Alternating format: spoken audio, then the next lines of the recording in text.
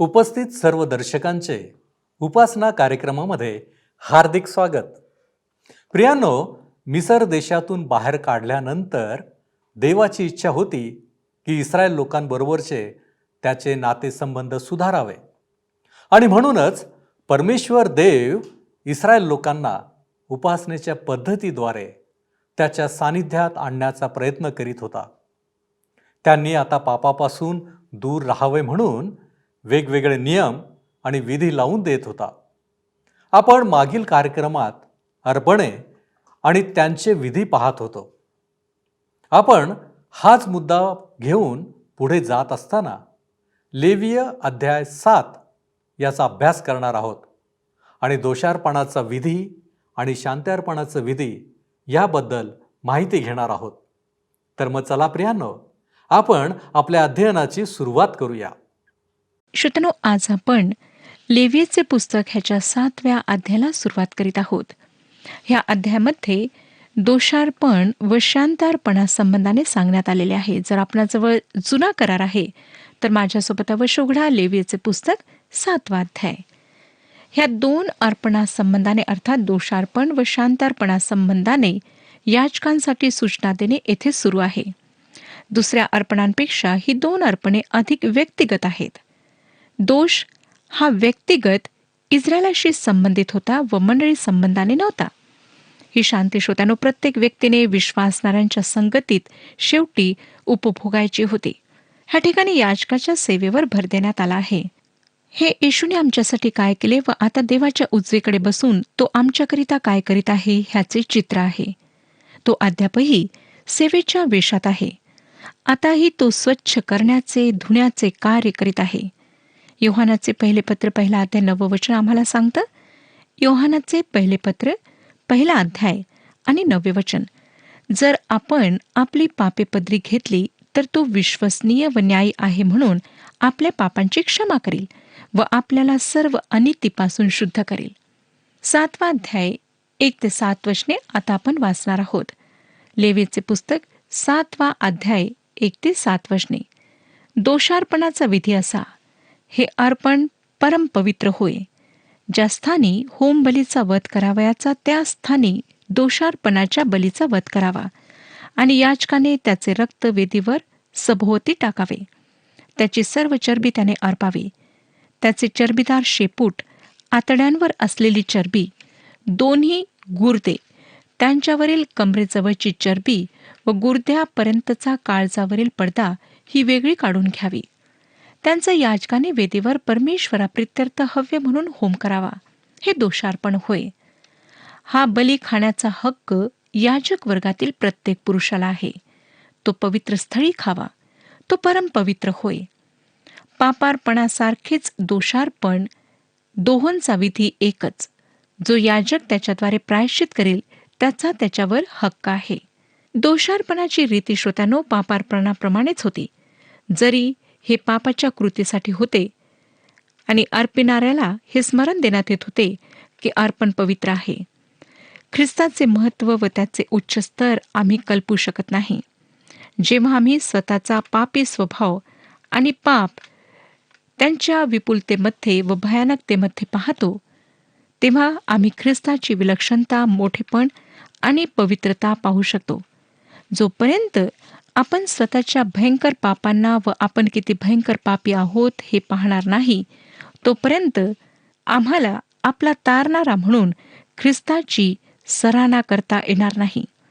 मी आपणाला अगदी निम्न स्तराचे पापी म्हणत नाही, परंतु परमेश्वराचे पवित्र वचन आम्हातील प्रत्येकाला तशाच प्रकारे संबोधिते.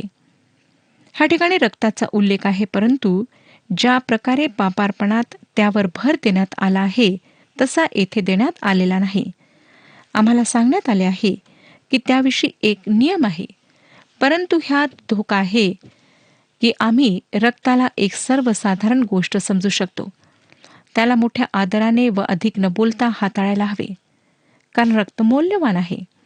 त्याला आम्ही सर्वसाधारण समजून हाताळू नये म्हणून सावध असायला हवे.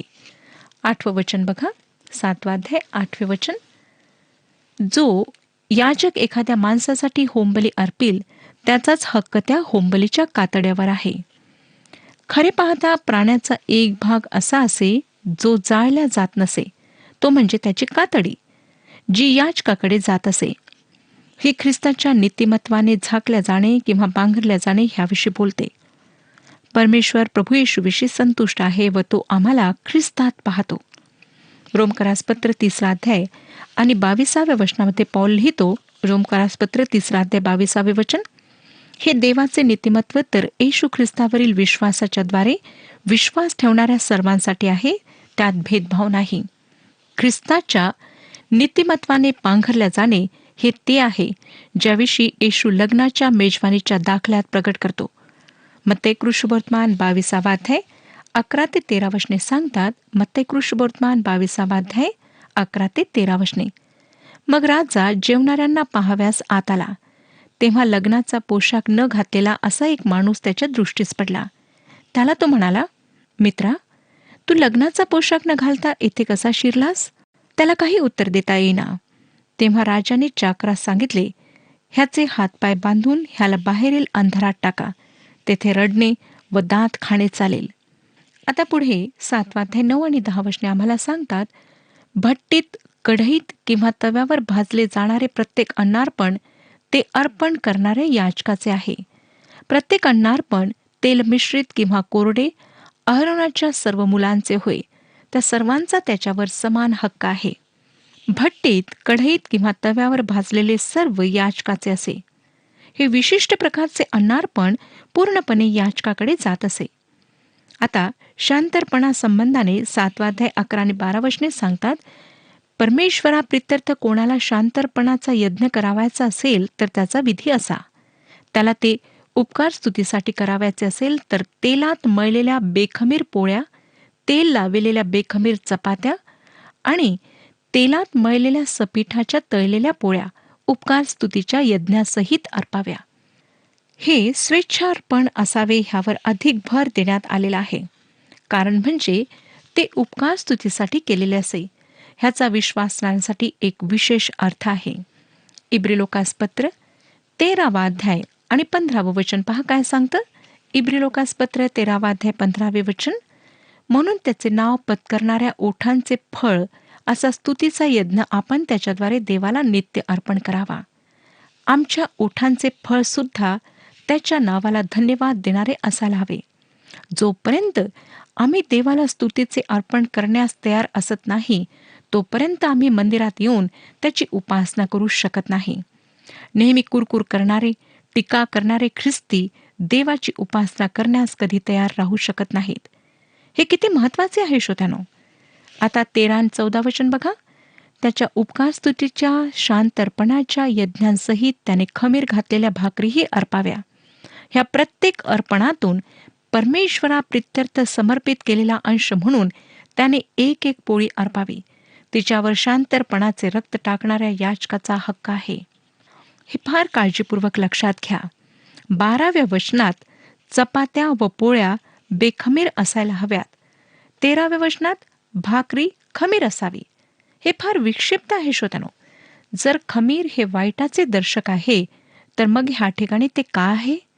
ह्याचे कारण म्हणजे 12व्या वचनात ख्रिस्त आमचे शांतर्पण आहे हे दाखविणे आहे व तो पापविरहित आहे, खमीराशिवाय आहे. 13व्या वचनात अर्पिणारा शांतीमध्ये त्याचा सहभाग आहे, म्हणून आभार प्रकट करीत आहे. त्याच्या पापांची क्षमा झाली आहे व त्याचा परमेश्वराशी समेट झाला आहे. तरीसुद्धा त्याच्यामध्ये वाईट आहे. खमीर अद्यापही आहे. देवाशी समेट विश्वासणारा पापविरहित परिपूर्णतेला प्राप्त करीत आहे, ह्यावर निर्भर नाही. खमीर त्याच्यामध्ये अद्यापही आहे. हे समजून घेणे अत्यंत महत्वाचे आहे. योहानाचे पहिले पत्र 1 अध्याय 8 वचन बघा. योहानाचे पहिले पत्र 1 अध्याय 8 वचन, आपल्या ठाई पाप नाही असे जर आपण म्हणत असलो तर आपण स्वतःला फसवितो व आपल्या ठाई सत्य नाही. विश्वासणाऱ्याने पापांची क्षमा व शुद्धता ह्यासाठी आपली पापे कबूल करायलाच हवी. नंतर पवित्र आत्म्याच्या सामर्थ्यात त्याने नवीन स्वभाव प्राप्त करून चालायला हवे. रोमकरासपत्र 6 अध्याय 14 वचन, रोमकरासपत्र 6 अध्याय आणि 14 वचन, तुम्ही नियमशास्त्राधीन नाही तर कृपेच्या अधीन आहात, म्हणून पाप तुमच्यावर सत्ता चालविणार नाही. आता आपण लेवीचे पुस्तक 7 अध्याय 15 ते 18 वचने वाचूया. उपकार स्तुतीसाठी त्याने केलेल्या शांतर्पणाच्या यज्ञबलीचे मांस अर्पण करण्याच्या दिवशीच खावे. सकाळपर्यंत त्यातील काही ठेवू नये. पण यज्ञबलीचे अर्पण नवसाचे अथवा स्वखुशीचे असेल तर ज्या दिवशी ते तो अर्पील त्या दिवशी ते खावे, आणि जे काही त्यातले उरेल ते दुसऱ्या दिवशीही खावे. त्या यज्ञबलीचे काही मांस 3ऱ्या दिवसापर्यंत उरले तर ते अग्नीत जाळून टाकावे. त्याच्या शांतर्पणाच्या यज्ञबलीच्या मांसापैकी काहीही 3ऱ्या दिवशी खाण्यात आले तर ते मान्य होणार नाही. उलट ते अमंगळ ठरेल, आणि जो कोणी ते खाईल त्याला त्याच्या अपराधाची शिक्षा भोगावी लागेल.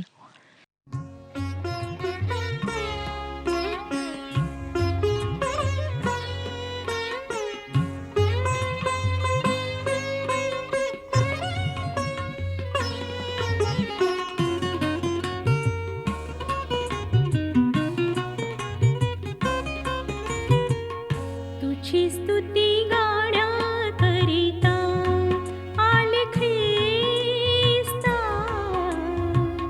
तुझी स्तुती गाण्याकरिता आले ख्रिस्ता.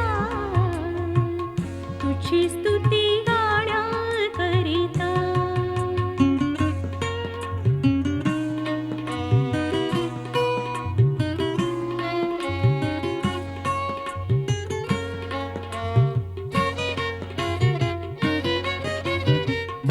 मी अज्ञानी, मी निर्बुद्धी, समजू कशी ख्रिस्ता तुझी मी महती.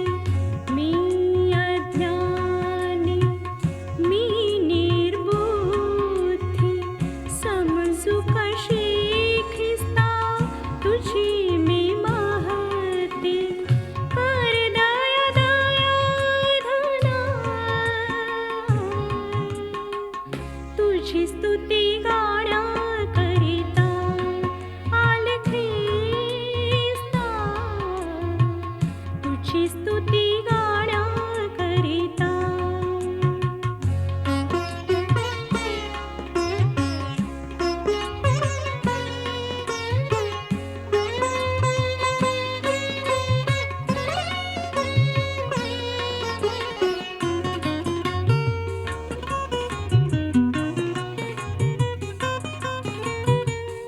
पदरी नाही धन संपत्ती, स्वीकार रे ह्या दीन लाचारी. पदरी नाही धन संपत्ती, स्वीकार रे ह्या दीन लाचारी. करते ही प्रार्थना, तुझी स्तुती गाण्याकरिता आले ख्रिस्ता. तुझी स्तुती गाण्याकरिता.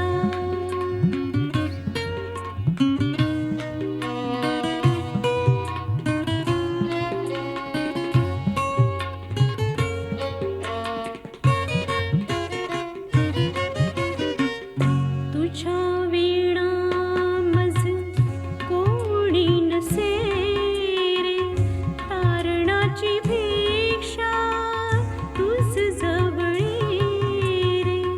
तुझ्या वीणा मज कोणी नसे रे, तारणाची भिक्षा तुझ जवळी रे. दे प्रभू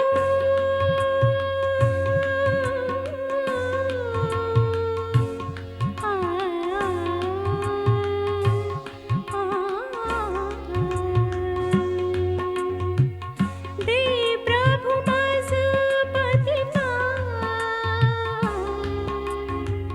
तुझी स्तुती गाण्याकरिता आले ख्रिस्ता.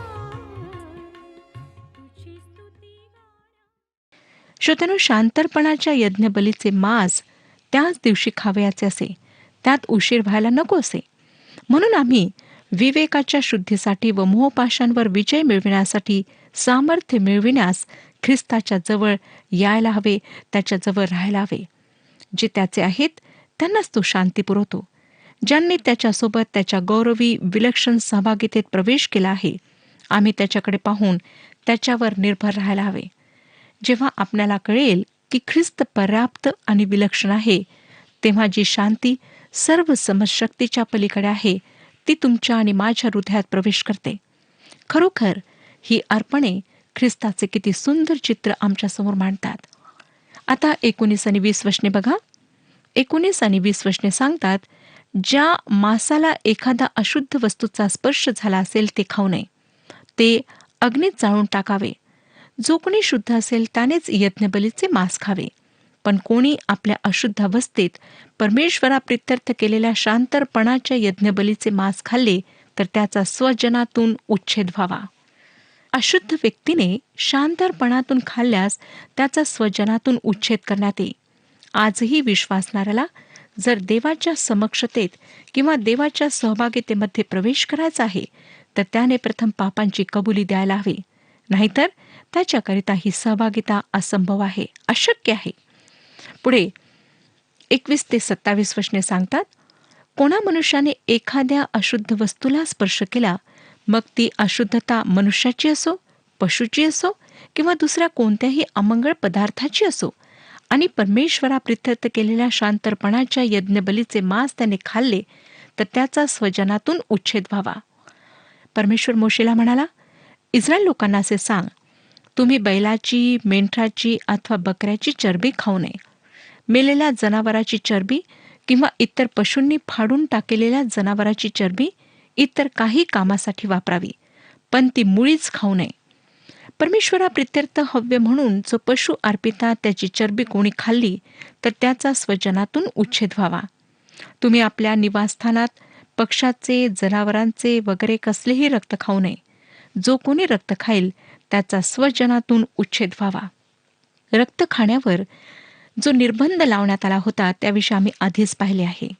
मनुष्याला रक्ताद्वारे सोडविण्यात आले आहे हे आम्हाला स्मरण करून देण्यात आले आहे, व हेच देवासमोर आमचा स्वीकार होण्याकरिता एक आधार आणि पाया आहे. ह्या लोकांना चरबी खाण्याची सुद्धा मनाई होती, कारण चरबी परमेश्वराची असे.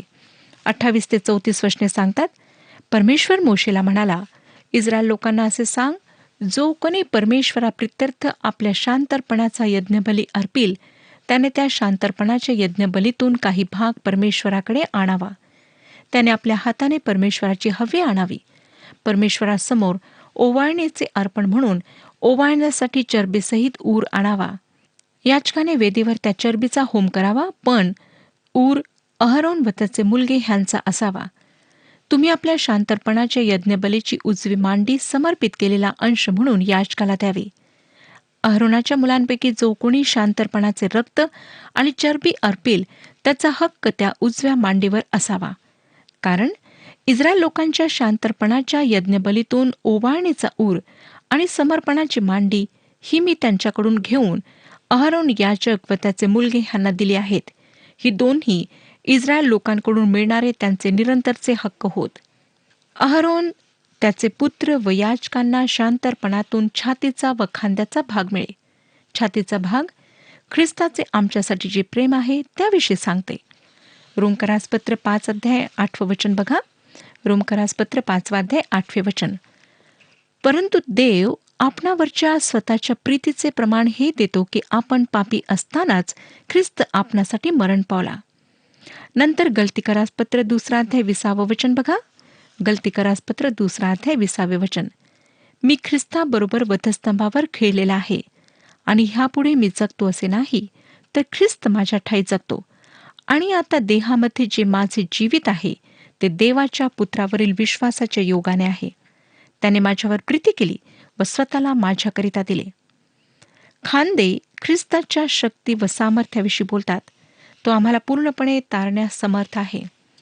योहान कृष्णवर्तमान 10 अध्याय 27 ते 30 वचनांमध्ये तो म्हणतो, योहान कृष्णवर्तमान 10 अध्याय 27 ते 30 वचने, माझी मेंढरे माझी वाणी ऐकतात.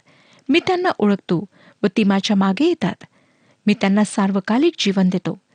त्यांचा कधीही नाश होणार नाही आणि त्यांना माझ्या हातातून कोणी हिसकून घेणार नाही. पित्याने मला जे दिले ते सर्वाहून मोठे आहे आणि पित्याच्या हातातून ते कोणी हिसकून घेऊ शकत नाही.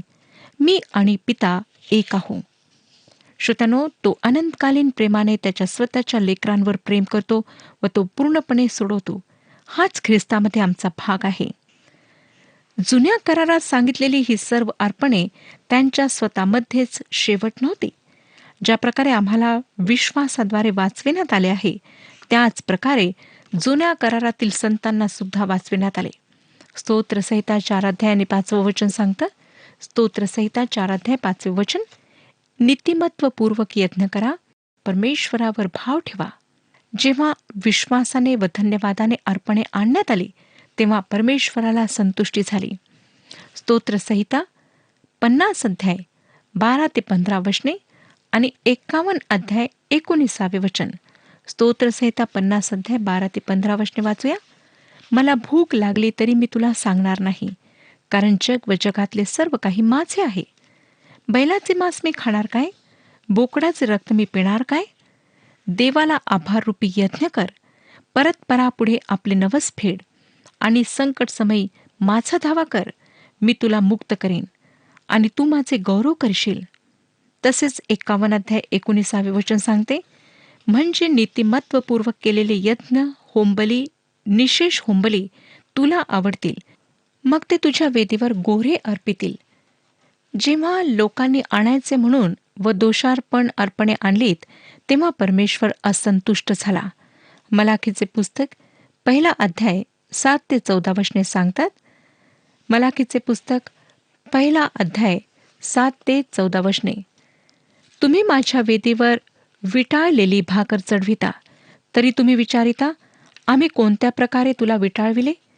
तुम्ही म्हणता, परमेश्वराचे मेज तुच्छ आहे. असे तुम्ही बोलता, जेणेकरून तुम्ही ते विटाळविता. तुम्ही आंधळा पशु अर्पिता, हा अधर्म नव्हे काय? लंगडा किंवा रोगी असा बली देता, हा अधर्म नव्हे काय? असले अर्पण आपल्या प्रांताधिकाऱ्यास देऊन तर पहा, तो तुझवर प्रसन्न होईल काय? अथवा तुझवर त्याची मर्जी बसेल काय? असे सेनाधीश परमेश्वर म्हणतो. आता परमेश्वराने आम्हावर करुणा करावी म्हणून देवाचा अनुग्रह मागा. तुमच्या हातून हे घडले आहे. तुमच्या या कृत्यामुळे तो कोणावर प्रसन्न होईल काय? असे सेनाधीश परमेश्वर म्हणतो. तुम्ही माझ्या वेदीवर निरर्थक अग्नी पेटवू नये म्हणून तुमच्यातला कोणी दरवाजे बंद करील तर बरे.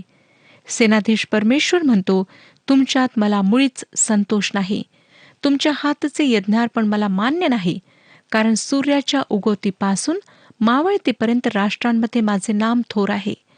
माझ्या नामाप्रित्यर्थ प्रत्येक स्थळी धूप जाळीतात व निर्दोष बली अर्पितात, कारण माझे नाम राष्ट्रांमध्ये थोर आहे, असे सेनाधीश परमेश्वर म्हणतो. पण तुम्ही म्हणता, परमेश्वराचे मेज विटाळले आहे, त्याचे उत्पन्न, त्याचे अन्न ही तुच्छ आहेत. अशाने तुम्ही माझ्या नामाची अप्रतिष्ठा करिता. तुम्ही असेही म्हणता, काय पीडा ही? तुम्ही नाक मुरडिता, असे सेनाधीश परमेश्वर म्हणतो. लुटून आणलेला लंगडा किंवा रोगी असा पशु आणून तुम्ही अर्पिता. तुमच्या हातचे असले अर्पण मला पसंत होईल काय? असे परमेश्वर म्हणतो. आपल्या कळपात नर असून त्याचा नवस केल्यावर कोणी सदोष पशुचा यज्ञ करीतो, असा फसविणारा शापित असो. मी थोर राजा आहे व राष्ट्रात माझ्या नामाची भीती धरितात, असे सेनाधीश परमेश्वर म्हणतो. श्रोत्यानो, जुन्या करारातील ही सर्व अर्पणे सिद्धता किंवा परिपूर्णता अपेक्षित असत. ही आम्हाला ख्रिस्तामध्ये सापडते. म्हणून इब्रिलोकास पत्र 9 अध्याय 28 वचन सांगते, ज्या अर्थी ख्रिस्त पुष्कळांची पापे स्वतःवर घेण्यासाठी एकदाच अर्पिला गेला आणि जे त्याची वाट पाहतात त्यांना पाप संबंधात नव्हे तर तारणासाठी तो दुसऱ्यांदा दिसेल. आता 35 ते 38 वचने बघा. याजक या नात्याने परमेश्वराची सेवा करण्यासाठी अहरोन व त्याचे मुलगे सादर करण्यात आले. त्या दिवशी परमेश्वराच्या हव्यांपैकी हा त्याचा अभिषेक भाग व त्याच्या मुलांचा अभिषेक भाग ठरला आहे. ज्या दिवशी परमेश्वराने त्यांना अभिषेक केला, त्या दिवशी त्याने त्यांना इस्रायल लोकांकडून हा भाग मिळावा अशी आज्ञा केली. म्हणून पिढ्यानपिढ्या त्यांचा हा निरंतरचा हक्क ठरला आहे. होमार्पण, अन्नार्पण, पापार्पण, दोषार्पण, याजकाच्या समर्पण समेचे अर्पण आणि शांतार्पणाचा यज्ञबली ह्याविषयीचा विधी हा. इस्रायल लोकांनी परमेश्वराप्रित्यर्थ काय काय अर्पणे करावी याविषयी परमेश्वराने त्यांना सिनाय रानात आज्ञा केली. त्या समयी त्याने मोशेला वरीलप्रमाणे सिनाय पर्वतावर हा विधी लावून दिला. श्रोत्यानो, प्रभू येशू ख्रिस्ताचे एक स्पष्ट चित्र ह्या सर्व अर्पणांमध्ये आम्हाला दिसले. आज प्रभू येशू ख्रिस्त आमच्यासाठी मध्यस्थी करीत आहे. याजकाच्या रूपात तो परमेश्वराजवळ आमच्यासाठी गेलेला आहे आणि श्रोत्यानो, त्याने स्वतःचे अर्पण परमेश्वरासमोर आमच्यासाठी केले आहे. प्रभू येशू ख्रिस्त आज तुमचा प्रत्येकाचा तारक होऊ शकतो. तोच तुम्हाला पापांपासून क्षमा देऊ शकतो, पापांपासून मुक्ती देऊ शकतो. फक्त अट हीच आहे की आपण संपूर्ण अंतकरणाने त्याच्यावर विश्वास ठेवावा, आपल्या पापांची कबुली त्याच्या समक्ष द्यावी. आज सुद्धा तो आपणातील प्रत्येकाची वाट पाहत आहे आणि आपणाला सार्वकालिक जीवनाचे आश्वासन देण्यास तो तयार आहे. श्रोत्यानो, ह्या विषयात परमेश्वर आपले मार्गदर्शन करो आणि आपणाला आशीर्वाद देऊ. हा कार्यक्रम आपणास आवडला काय? आता आम्हाला एक मिस कॉल करा आणि आपण पुढील विजेता होऊ शकता.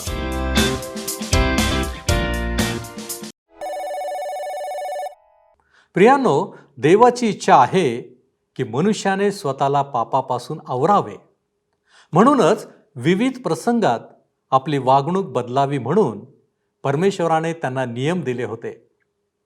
पाप मनुष्याचा नाश करणारे आहे, परंतु येशू ख्रिस्ताद्वारे, त्याच्या बलिदानाद्वारे, त्याने स्वतःला अर्पण्याद्वारे आम्हाला पापक्षमा उपलब्ध झाली आहे. हे सर्व विधी आम्हाला ख्रिस्ताकडे निर्देश करतात. प्रियांनो, काय आपण देवाची इच्छा जाणली आहे? त्याला संतुष्ट करावे असा आपला विचार आहे काय? आमच्यामधील प्रत्येक बदल आम्हाला ख्रिस्ताकडे अधिक जवळ आणणार आहे. आज आपण आत्मपरीक्षण करूया. आपण प्रार्थना करू. सर्वसमर्थ आमच्यावरती दया आणि कृपा करणाऱ्या आमच्या महान प्रेमळ परमेश्वरा, उपकार स्तुती करतो, तुला धन्यवाद देतो बापा. तुझ्यामुळं आमचं जीवन आशीर्वादित होत आहे. आजच्या अध्ययनाबद्दल आणि वचनांबद्दल आणि जे मार्गदर्शन तू आज आमच्यासमोर ठेवलेलं आहे त्याबद्दल आम्ही तुझे आभारी आहोत. होय प्रभूजी, आम्हाला तू मनोवृत्तीत नवीन असं कर. आमचे जुने सर्व विचार जे आम्हाला पापाकडे घेऊन जाणारे आहेत ते आमच्यामधून तू काढून टाक. आम्हाला निर्मळ असं मन दे. तुझ्यावरती विश्वास ठेवणारं अंतःकरण आम्हाला तू दे. आणि प्रभूजी, तुझ्यामध्ये तू आम्हाला दृढ असं कर. आमची खात्री आहे ज्यावेळेस तू आमच्या बरोबर आहेस, आमचं जीवन हे सुखी आणि समाधानी होत आहे. आणि म्हणूनच तुझ्या नावाला धन्यवाद देत असताना आमचा तारणारा प्रभू येशू ख्रिस्त याच्या गौरवी नावात ही प्रार्थना करतो, म्हणून तू ऐक. आमेन. प्रभू आपणास सहाय्य करो आणि त्याच्या प्रभावी सामर्थ्यात आपणास बलवान करो.